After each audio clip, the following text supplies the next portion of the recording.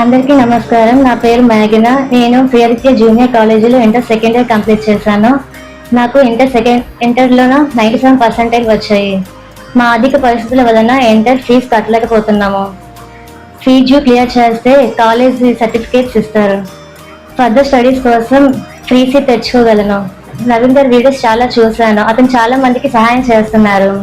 ఈ వీడియో అతని వరకు వెళ్ళేలా షేర్ చేయండి. Thank you. చూశాను వీడియో మీది, అందుకని ఇలా వచ్చామన్నమాట. యాక్చువల్గా నువ్వు డిస్కంఫర్ట్ ఫీల్ అవ్వకు.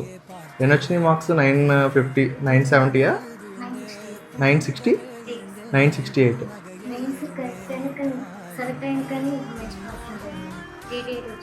88. అదేంటి 88 అంటే మంచిది కాదా?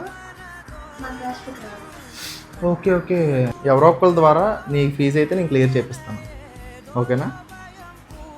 నవ్వు, మరి అలా డల్గా ఉన్నావు.